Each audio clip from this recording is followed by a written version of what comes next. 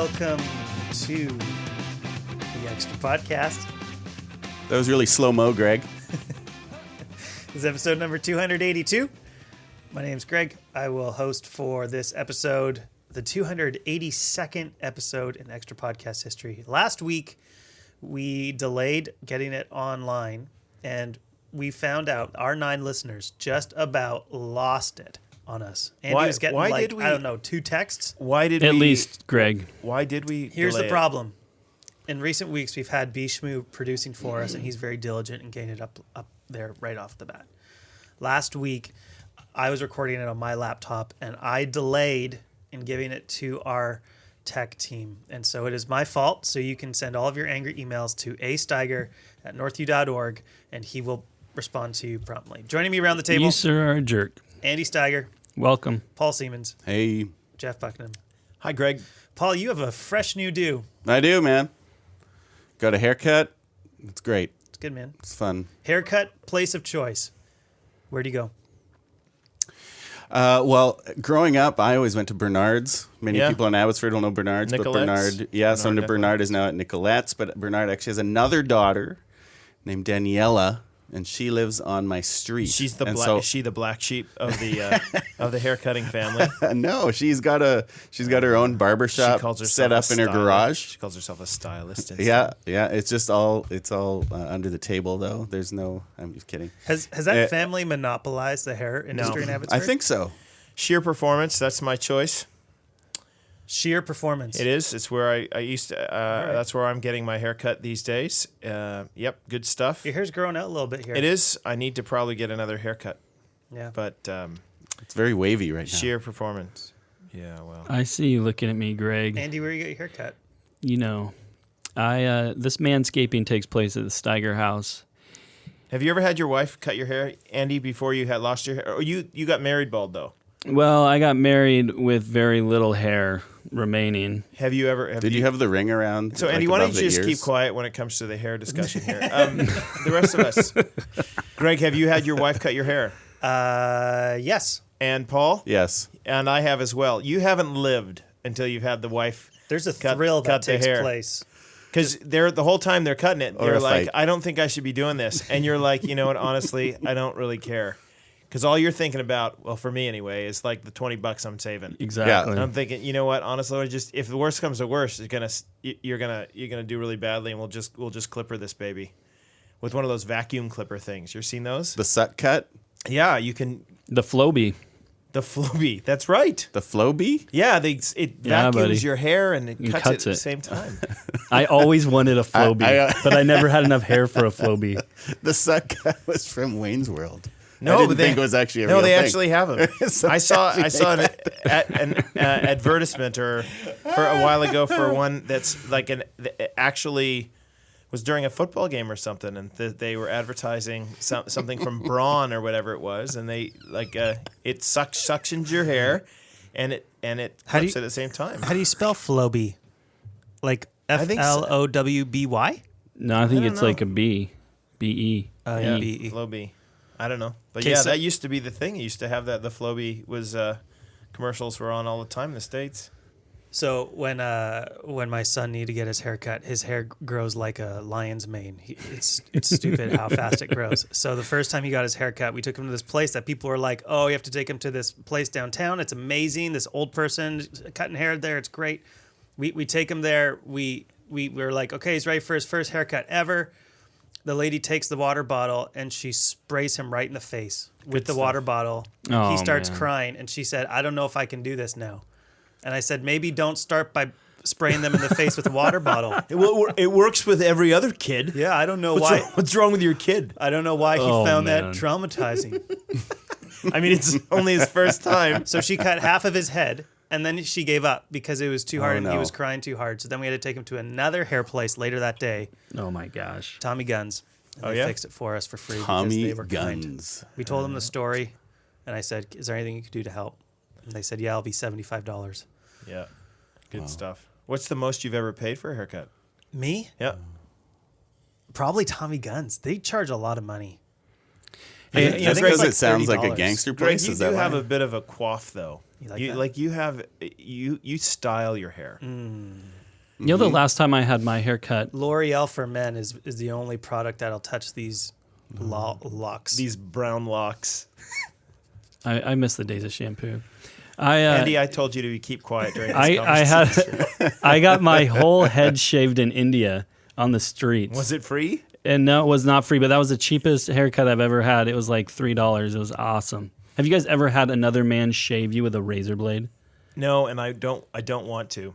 Hey, I'm changing subjects now because Please. I want Andy to be more involved in the conversation. Thanks, Jeff. Paul, you have a book that you want to recommend for. Is the key to getting great-looking haircuts with no cleanup. Is that the Flowbee? It's the Flowbee. Oh, it's like 1986. FLOBE WBEE Flowbee. And then there's a meme online called the Flowbee One Kenobi. That's pretty good. Okay, sorry, Jeff, you go. No, I was cut going to you say that Paul has asked do? if we could recommend Christmas gift books because there are people who ask from time to time, what do you get the person who has everything? And the answer to that question is a book they won't read. So, Paul, what book what book would you recommend this Christmas? Which, of course, for you, this book should be read and is a book that you would like to recommend. Yeah, for real. For real. No, I'm not joking. This is for real. Yep. No, it is for real. This is a book. There's a devotional book called New Morning Mercies. The author is Paul David Tripp, and it is he on the front. The subtitle is a daily gospel devotional. So basically, on every day of the year, so it goes from January 1st to December 31st. For every day, there is a separate devotional that preaches the gospel to you in a different way, in a different part of your life. And I've just got it a few months ago, and I've been thoroughly enjoying it. I don't know. I mean, I know a lot of people out there have a hard time actually with devotions. Like they get up in the morning and they have a hard time prioritizing it. And that's something that I'd struggled with, or I have struggled with in the past. But with this book, it just shows me the gospel in a new way every day, and it's just a very refreshing way to wake up and read it in the morning. And so I highly recommend it. I don't know what it costs, probably like $15-$20 on Amazon, something Can you like say that. the name again?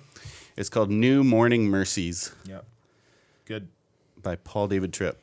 It's great. Greg, you got one? A book gift? Yes. Christmas gift, book gift. Gosh. Apparently not. Andy, honestly, if you say your book right now, I am going to punch you in the mouth. Oh, come on. First of all, my book, thinking. Secondly, while I was at ETS this year, Evangelical Theological Society, there was a new book that was being talked about, and the author was there, Mike Licona, and it was absolutely fantastic. I haven't read it, but if you're looking for a new apologetic book, here's one for you. It's called Why Are There Differences in the Gospels? What We Can Learn from Ancient Bibliography. And it's fantastic. Good. Okay, wait, now I'm ready for mine. I didn't know I was going next. Where you go? Okay. So it's a study Bible resource for those of you who appreciate those kinds of things. The NIV has a new cultural backgrounds study Bible. I've been told really good things about this. And it's great. It was on sale on Kindle for like $1 last month, and so I got. Thanks for sharing that deal with us then, Greg. Okay, I got it on the Northview account, so you can get it from there. Calm No, down. but now you shared it with people, and now it's going to cost you more than $1. That'll be like, I don't know, $20-something. Okay. But it's a great little study Bible, so if you appreciate those things, it's Awesome. good. The book I'm going to recommend is two of them. It's like Jesus when he said that. Are you going to recommend your book, Jeff? Yeah, I don't have a book. I'm not a preening self. No, I'm just kidding. Okay, here we go. It's called The Life We Never Expected, Hopeful Reflections on the Challenges of Parenting Children with Special Needs. This is by Andrew Wilson and his wife Rachel, who he's a pastor in England, and he's delightful. I read him online quite frequently, and really sharp guy. And if you know of anyone, and at this point, I think we're probably safe to say that either you are a parent of special needs children or you know a parent of special needs children. So I imagine this book would be a great gift. So my wife Great. and I read this book over summer. Yep. When we were going to a conference for Benji's diagnosis. It is probably the single most helpful book that I've read since our son's diagnosis. It is fantastic. Good. The other one that I would recommend is Older. Chuck Colson's daughter, I think Emily, wrote it, and it's called Dancing with Max, which is also a book about special needs children, but it's very much a story form about how she's trying to live in this world. And I think it would give you, especially if you're somebody who doesn't have special needs kids, she wrote it for people who don't have special needs kids so that they would understand what it's like for a parent to live in that world. I have a particular interest. My nephew is a special needs boy, little Grant. He's not little anymore. He's 19 years old, but has severe autism. So it's, very, very good stuff. And you know somebody in your life who has that kind of need or challenge, and I think that it would be really a blessing to them. Okay, there's a number of books for you to recommend. Worst Christmas gift you've ever received? Ooh, that's a hard one. That's easy. Vacuum cleaner. When I was 18 years old. So can I ask you a question? When That's a true story. When you're 18-year-old vacuum cleaner. That is true story, Listen, man. Andy, you need to start helping out around here. That's when you know your So, parents want you to leave. But seriously, I have a question like this. I've been told repeatedly that I'm not supposed to buy my wife any kind of like tools to do the certain work that she enjoys doing. And by enjoys, I mean sometimes doesn't enjoy doing. Like a vacuum cleaner or something like that's the worst Christmas gift I've been told before. But she's been told that repeatedly that, you should probably consider buying Jeff an electric drill. Now, I'm going to tell you that I like electric drilling as much as she likes vacuuming.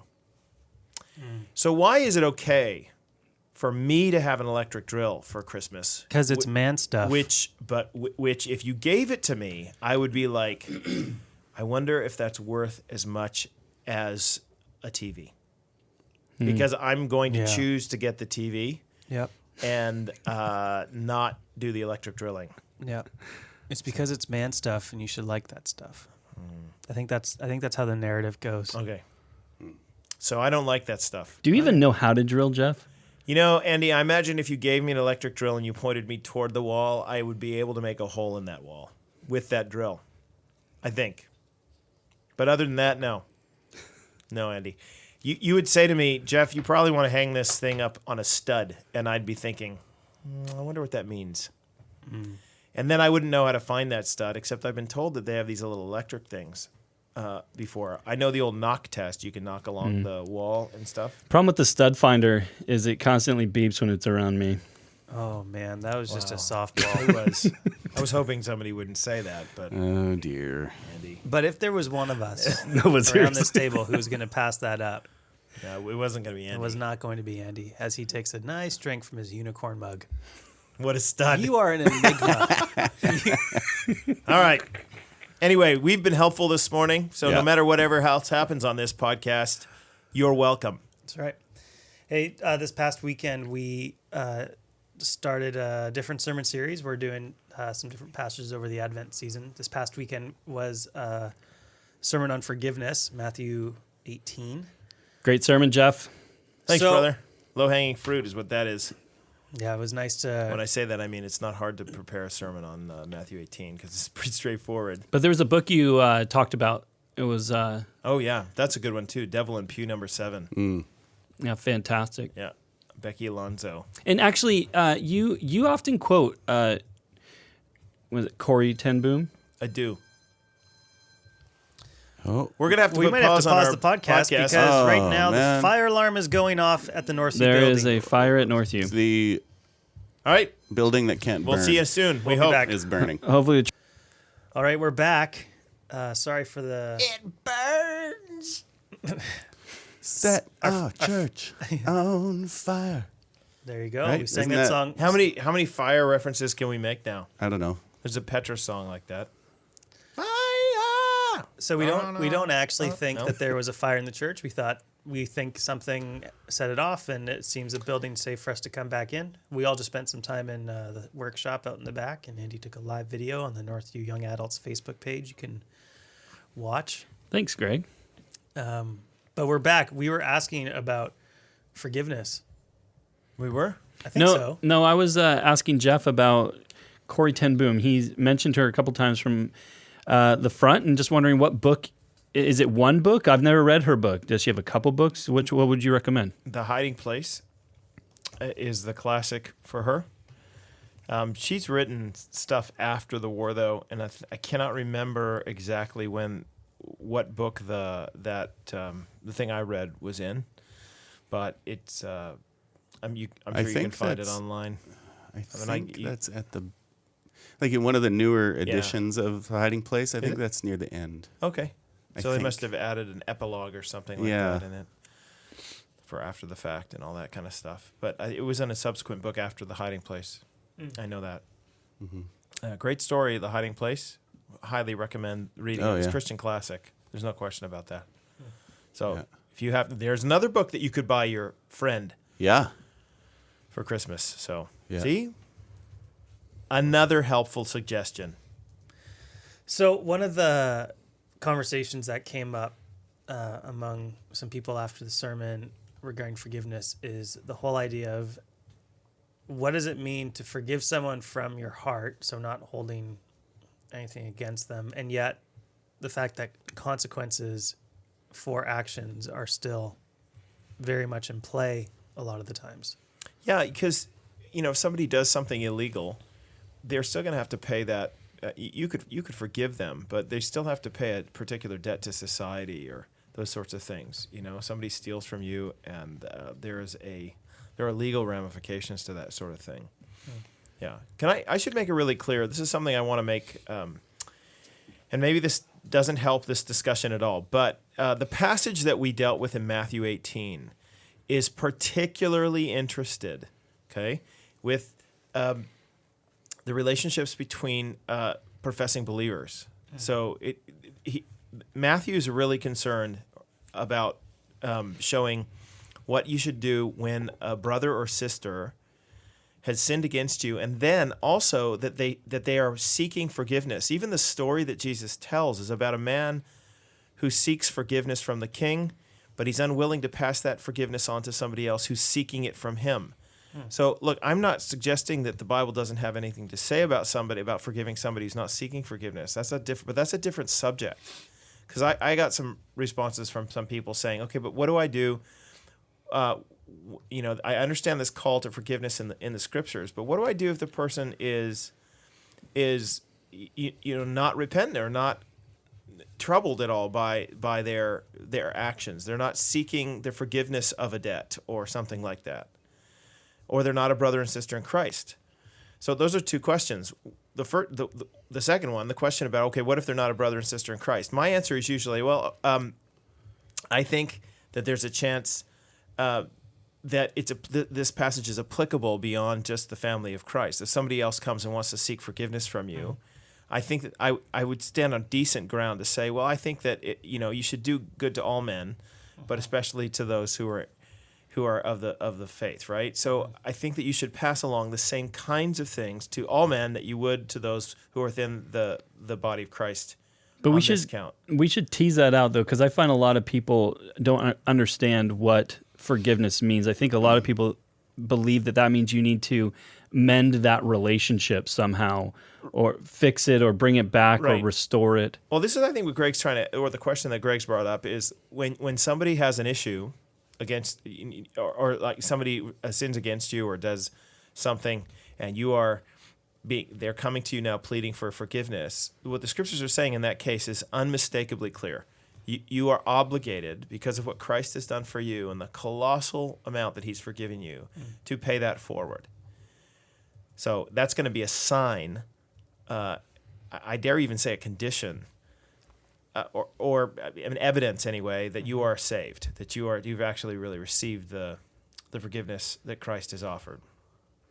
Right. But I don't think that means that the consequences of that action go away. So if it's illegal, like I said, I think there are consequences with the law. Or let's take a spouse that cheats on another spouse. Yeah, well, that's the obvious one that I want to point Okay. to. But let's say, for example, somebody steals. It has a pattern of habitual thievery of money. Well, there are some consequences in terms of their position in a church, for example. Like that person is not going to be put in charge of the treasure. He's not going to be the treasurer of the church. Right. Because there are times I've come across people who will be like, well, forgiveness requires you to forget completely that I have a background in this particular sin against people and give me all the opportunities to sin in that way again. Do you see what I'm saying? Mm-hmm. And I don't think that's the case. I mean, I'll add one more. I don't think it's the case that if a man is abusive to his wife, there are legal ramifications to that, right? So if he is physically abusive to his wife, he needs to be reported to the police. And secondly, she needs to be out of that situation immediately for her protection. Mm-hmm. So those are ramifications. Can she forgive him? Yes. But what does the ensuing state of affairs look like after that forgiveness? I don't know if it looks like, hey, we're just going to get back together and there's nothing. The forgiveness has taken place. A restoration of the relationship has taken place. But I think it behooves us, if we're wise, to put some barriers or guards in place to make sure that kind of thing doesn't happen again.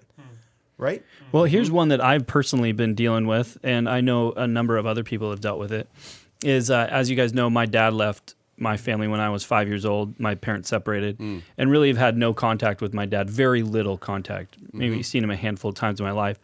But as of late, a couple years ago, he contacted me, and now all of a sudden wants a relationship with me like nothing had ever happened. Yeah. And in the Christian, in you, the Christ in you, Jesus' work in you wants you to, you want to forgive. Yeah.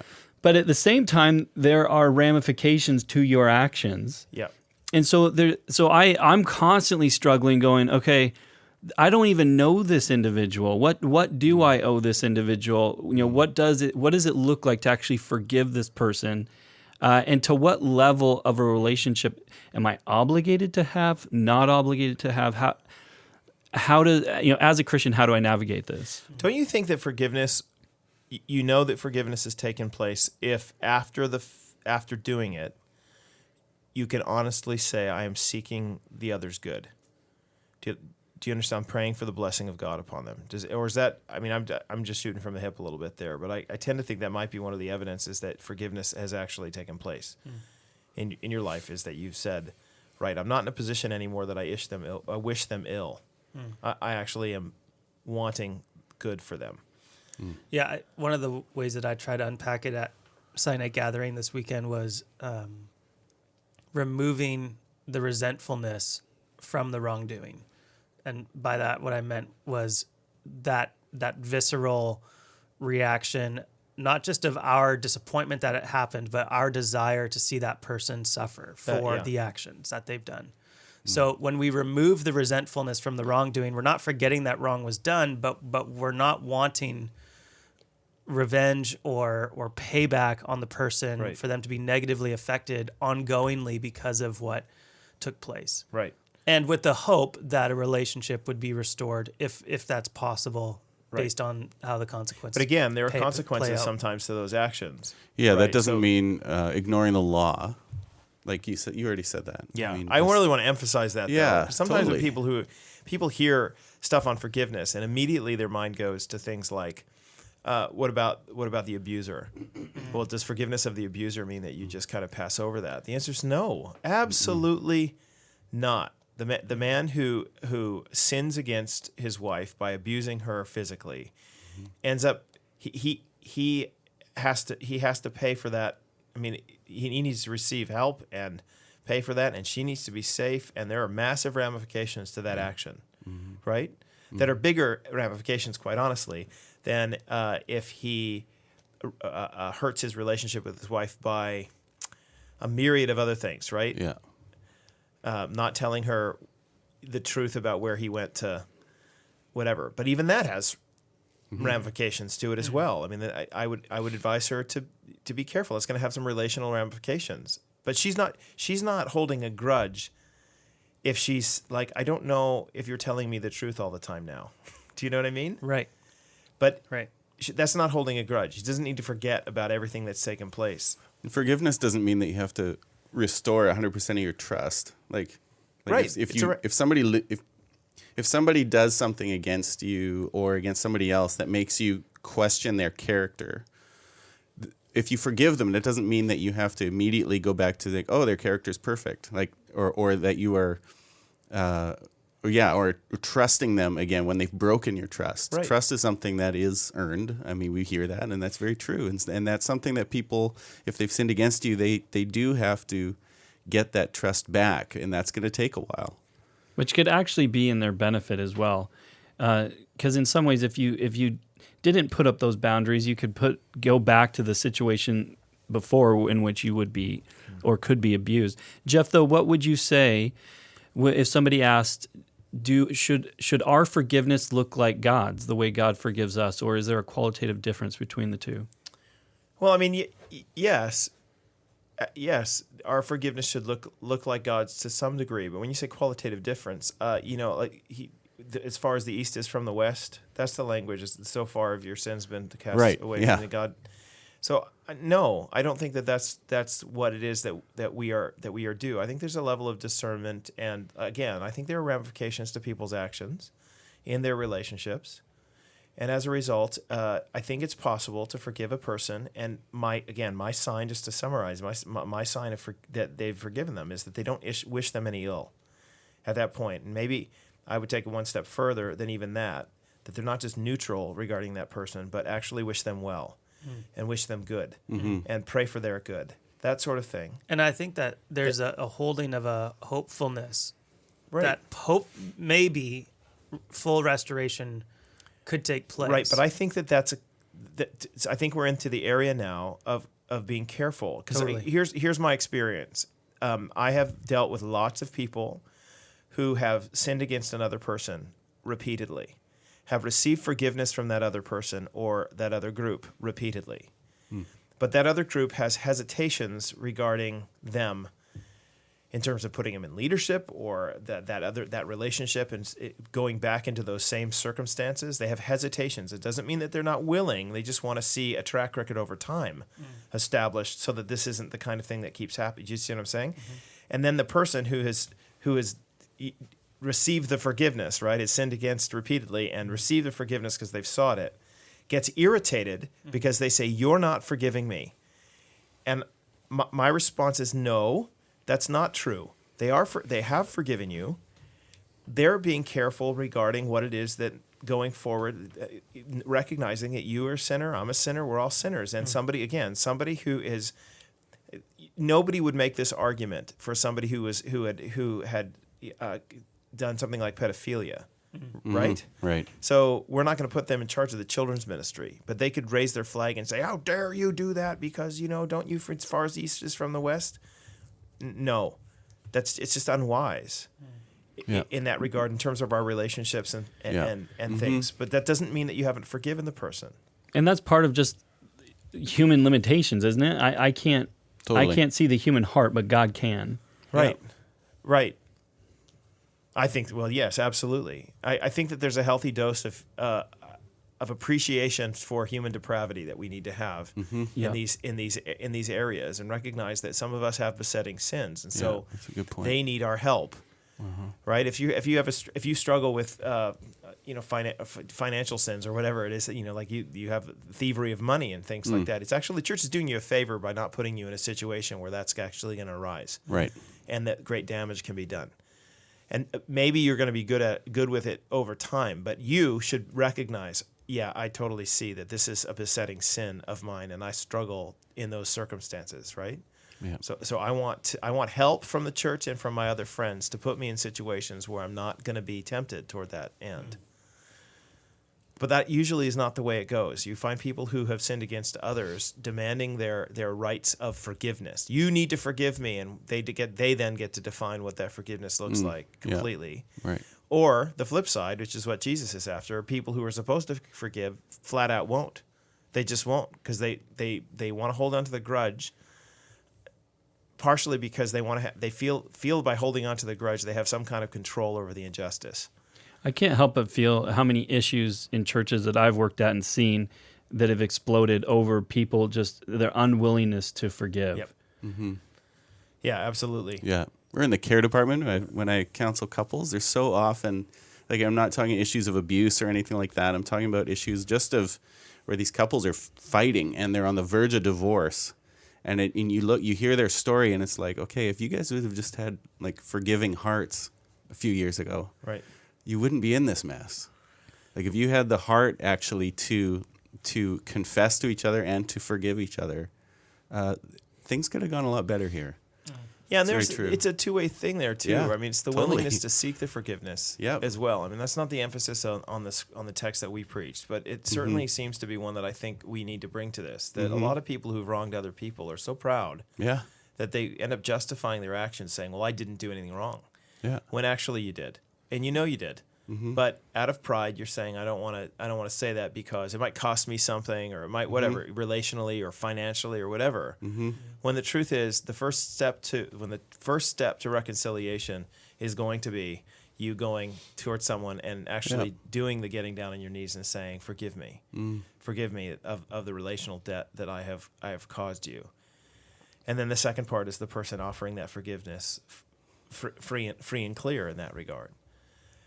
But you're going to have to live with the relational challenges that come with that for the next period of time.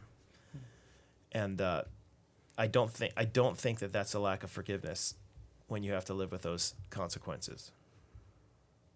Does that answer kind of the question? Yeah. Well, my go at answer the I question. think so. Just to give a little bit of flesh to that. So with my dad, I've forgiven my dad, forgave him a long time ago. Yeah. But I don't pretend as though we can have some sort of relationship as though he hasn't been absent for the last 20 Right, years of it's my going to life. take a long time. No, I mean, And to be he's not- realistic about this. it's not going to be a father-son relationship. Yeah. Like ever. Exactly. Right? Like Well, maybe at least not the kind of father-son relationship that somebody would have if they were a child right. with their dad. Yes. Yep. Yeah. Because that whole childhood was gone. So Right. it's an adult father-son relationship, whatever that looks like. But at the same time, it's not that I'm going to be holding a grudge and make him pay Yeah, right. for what he's done by being No. a jerk back, right? Right. No, I'm not going to do that. Shunning him from your life when he sought forgiveness from you. That's the grudge. Yep. But saying, Right. no, I welcome you into my life with some caveats, with some like, hey, we're gonna obviously have to get to know each other from here on, and there is a lot of water under the bridge here. But I want you to know that I'm willing to seek your good. Sweet. One more question. I'm sure people will email back. Just so you know, I think we're happy to receive critique Yeah. Sure. on that. Yeah. This is for guys who are sitting around trying to work some of those things through. I'm sure that there will be some on one side who will say, "No, you're not forgiving if you do this." So if that's your view, write us and We can talk about give this. give some some more critique and times. some substance to the critique. Please don't just say I don't agree. Right. Like if you don't, then send us a reason why it is that's the case, and maybe on the other side, you believe that there's some part of it that we want that you want to correct. Yeah. Sure. It's great. This next question is actually more of I'm going to ask the question because someone sent it in, and then we're going to answer it by referring them to another resource. But I want to have this listener find that resource out. So the question was, how do I honor my mother, my adult mother, this person is an adult, when she's mentally ill and her reasoning and words from God are unfounded and ludicrous? So this whole dynamic of how do we honor our, kind of like what Andy brought up, how do we honor our parents when we're grown, but still want to hold to the idea of honoring our parents? And so that question's been on our list for a while, and I raise it because I want to point our listeners to another great resource that is available to them. It's called the Bonus Podcast.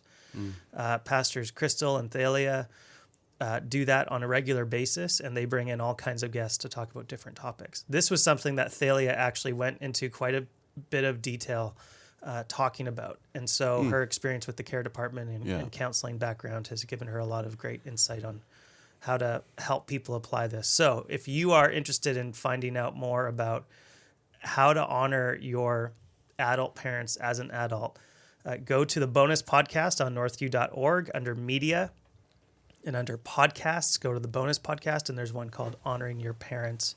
I think you can get there directly by going to northview.org/honoring your parents. Can I add just a quick piece to that? The For question itself is really interesting. It's something I want to clarify. You know, all of us live in authority submission relationships. We do it at work. We do it in our families, right? If your children and your parents, whatever. And there's a debate around whether there's authority and submission in a marriage. But even we can leave that aside. Let's just assume that there's all sorts of different authority submission relationships that we have.